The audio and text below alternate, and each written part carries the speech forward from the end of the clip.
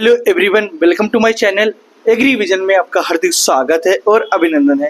जैसा कि आप लोग पता आज आप लोगों ने थंबनेल देखकर ही पता लग गया होगा कि किस तरीके से एक बच्चे ने जिसकी 11th में 74% थी और उन्होंने अपनी मेहनत के बावजूद और सही गाइडेंस के और उन्होंने 82% कैसे बना ली और उन्होंने क्या क्या 11th में गलतियां की थी और जो नए बच्चे आते हैं उनको क्या क्या करना चाहिए। सबसे पहले अपना नाम बता दीजिए। मेरा नाम दीपक कुमार है। मैं आपके बुलंदशहर का रहने वाला हूँ। ये दीपक कुमार जो बुलंदशहर के रहने वाले अमर सिंह इंटर कॉलेज के छात्र थे। आप बताइए कि आपने 11th एग्रीकल्चर में तैयारी किस प्रकार से की थी और आपने क्या क्या गलतियां की थी। जी, गलती तो पहली तो यही है कि कॉपी लिखने की जो ट्रिक होती है या जो जो लिखने का एक तरीका होता है तो वो नहीं पता था। और कुछ हमारे धोरे पड़ोस पड़ोस में है भी ना, एग्रीकल्चर के कुछ स्टूडेंट भी नहीं थे, मैं अकेला था, तो कुछ ये भी दिक्कत पड़ी। और कुछ कोचिंग के बारे में भी इतना खास पता नहीं था कि कोचिंग की पूरी तैयारी होती है। दीपक भाई बता रहे हैं कि हमारे इनको पहले एक्चुअल में कॉपी के बारे में नहीं पता था कि 11th एग्रीकल्चर में कॉपी कैसे लिखी जाती है। सबसे पहले तो मेन चीज़ इनको, और उसके बाद इन्होंने सिलेबस को सही तरीके से पूरा कंप्लीट नहीं किया था।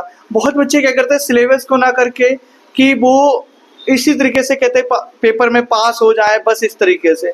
जब तक आप सिलेबस को पूरा नहीं करोगे, सिलेबस के एमसीक्यू क्वेश्चन नहीं देखोगे, ओल्ड पेपर नहीं देखोगे, जब तक आप लोगों के अच्छे परसेंट नहीं बन सकते हैं। और कॉपी लिखने का बहुत ज़्यादा रोल होता है कि कॉपी को किस तरीके से लिखनी है। अच्छा, जब आप 12th में आए हमारे पास कोचिंग के लिए तो हमने सबसे पहले आपको क्या बताया?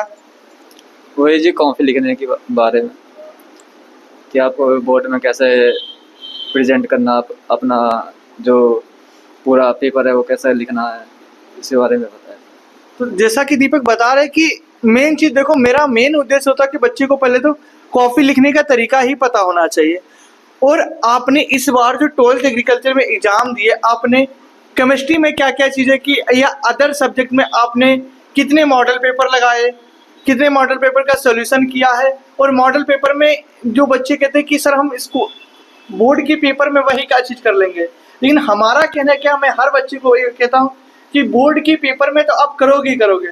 जिसे आप घर पे मॉडल पेपर का जो अनसाल्ड पेपर 10 ईयर का क्वेश्चन आता है उसको आप बिना देख के पहले 3 से 4 दिन तक आप उसका रिवीजन करिए, फिर आप उसको बिल्कुल पेपर की तरह तैयारी पे लिखे जाए। तो बच्चे गलती क्या करते हैं कि वो क्वेश्चन जो मॉडल पेपर होता है उसको कैसे छोड़ देता है, कहते हैं ये जरूरी नहीं इतना है ना। ज़्यादातर सारे जितने पेपर हैं करने चाहिए, और पेपर से ज़्यादा है कि उनके जो एमसीक्यू क्वेश्चन हैं, जो 1 नंबर के 2 नंबर के, वे ज़्यादा हमें पहले करने चाहिए, क्योंकि वे कुछ ऐसे क्वेश्चन पूछते हैं जो थोड़े से अलग रहते हैं, मगर 2-4 नंबर जो हमारे माइनस में चले जाएंगे। जबकि हमारे 6-4 नंबर है, हमें पता रहता है कि सवाल कुछ ऐसा बना है कि हम बना के भी लिख देंगे तो नंबर मिल जाएंगे, मगर 2 और 1 नंबर के जो क्वेश्चन होते हैं उनमें ना बन पाता है, क्योंकि 2-3 वर्ड के तो वे जो आंसर रहते हैं और इतना ज़्यादा पता नहीं रहता उनके बारे में। मानना यह है कि पहले आप एमसीक्यूज हैं और जो अति लघु हैं, छोटे क्वेश्चन हैं, पहले उन पे ही ज़्यादा फोकस रखें, फिर बाद में आपको बड़े मतलब लॉन्ग क्वेश्चन में तो आप लिख ही सकते हो। बिल्कुल सही बात दीपक ने बताई कि जो बच्चे गलती क्या करते हैं कि वो शॉर्ट क्वेश्चन एमसीक्यू क्वेश्चन को ध्यान नहीं देते।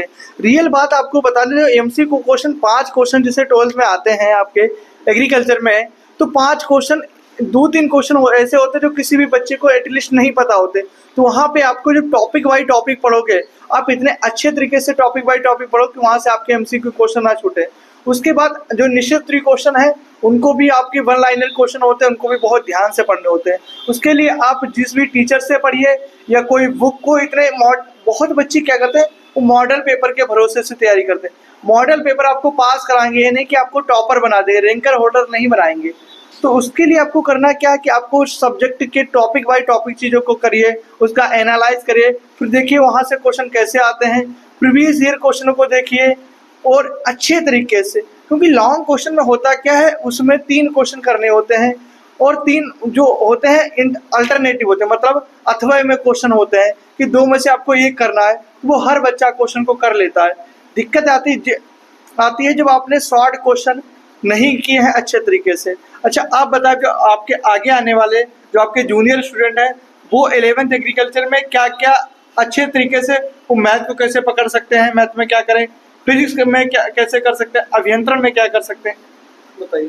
तो जो फर्स्ट ईयर में है तो वे तो मैथ और फिजिक्स के बारे में या ज़्यादा इनमें ध्यान दें। में मैथ में तो आपको पता है कि सांख्यिकी है, उससे सही पास हो जाएंगे। और कुछ एक आध हमें जो मैथ है पूरी पढ़ने के बाद में उसका थोड़ा मॉडल पेपर निकालने हैं, तो उससे थोड़ा आइडिया लग जाता है कि कितनी करने की क्षमता है हमें और कितना हो सकता है हम पे पेपर। जबकि फिजिक्स में भी ऐसा ही है, जो क्वेश्चन आते हैं उनके ऊपर ही डिपेंड करता है कि आप जौन से पुराने क्वेश्चन है उन्हें ज़्यादा उठाएं। बस यही। बिल्कुल सही बात की है। यहाँ पे मैं एक बात को जोड़ना चाहता हूँ कि जो क्वेश्चन है मैथ के हैं, मतलब मैथ का पूरा सिलेबस आप कर लीजिए, उसके बाद आप टॉपिक बाय टॉपिक एनालाइज करें कि क्वेश्चन किस तरीके से लंबे में बनाओ, किस तरीके से आपको करना है। उसके बाद आपको एनालाइज करना है कि कहाँ से कौन से टॉपिक से क्वेश्चन आते हैं, उसी प्रकार से। और आप अमर सिंह स्कूल के जो नए बच्चे एडमिशन लेंगे उनके बारे में क्या कहना चाहते हैं और हमारे बारे में क्या कहना चाहते हैं कि हमने आपके लिए क्या क्या योगदान दिया। पहले तो आप जो कोचिंग है वह बढ़िया होनी चाहिए, कि देखना चाहिए कि पढ़ाने का तरीका भी सही होना चाहिए। कुछ बच्चे इनकी पहला देख लेना चाहिए कि किस परसेंट अच्छी बन रही है अगर कोचिंग वाले से, तो देखो आप पढ़ो, अनावर नहीं है तो आपकी मर्जी है। तो आपको पहले तो ऑफलाइन तो ज़रूर लगानी चाहिए, अगर परसेंट अच्छी लानी है तो ऑफलाइन तो आपकी ज़रूर होनी चाहिए कोचिंग, और बाद में कुछ ऑनलाइन भी क्लास लेनी चाहिए पेपर के टाइम या स्टार्टिंग अभी से कर देने। तो बिल्कुल सही बात है, उनका ऑफलाइन ऑनलाइन दोनों पे डिपेंड रहना चाहिए। मैं एक बात और जोड़ूंगा, जैसे कि आपके 11th में 74% थे, आपने 82% आए। हमारे पास आपकी कोचिंग लगभग आपने 5 से 6 मंथ कोचिंग की है, तो उसमें आपको जो एग्रीकल्चर क्लासेस हैं जो औरंगाबाद में स्थित है उनका क्या क्या योगदान रहा, और आप उन और बच्चों को क्या बताओगे कि जल्दी से आएँ। बहुत बच्चे कोशिश करते हैं कि मैं अगस्त से कोचिंग आएंगे, तो जो बच्चे जून से कोचिंग आते हैं उनके लिए क्या क्या हेल्पफुल होगा, क्योंकि आप भी समझदार हो कि जो सिलेबस होता वो जो बच्चा शुरुआत से आएगा उसका नवंबर के लास्ट में सिलेबस कंप्लीट हो जाता है, उसको 3 महीने के रिवीजन के लिए मिल जाते हैं। और जो बच्चा नवंबर दिसंबर में आता है उसको फिर तो इसी तरीके से उसकी पास होता, अच्छी मेरिट नहीं बनती है। जो जिसे पता है कि परसेंट खींचनी है 80 से ऊपर, तो वो पहले से ही जो जितने भी हमारे संघ के हैं बहुत से हैं जो जिनकी मुझसे भी ऊपर है, मगर उनका जो हमसे ही पहले कोर्स ले लग रहे थे, जितने हमारे गर्मी की छुट्टी होती थी उनका आधा कोर्स हो जाया करता, आधा कोर्स में पढ़ लेते थे। तो ये कहना का मतलब यही है कि अपना फर्स्ट ईयर के पेपर दिए जैसे ही तुरंत कोर्स ले लो 12th का, और उसका रिवीजन करना कर लो, या कोचिंग में जाकर नहीं कर लो, या ऑनलाइन क्लास पड़ी रहती है उनमें करना करो, या आपकी इच्छा रहती है। ओके, थैंक यू बहुत बहुत दीपक का। और आप लोग भी जो हमारे नए बैच में आते हैं उनके लिए वेलकम है, जल्दी से आइए और अपनी पढ़ाई को बहुत अच्छा बूस्ट करें। थैंक यू, जय हिंद, जय भारत, वंदे मातरम।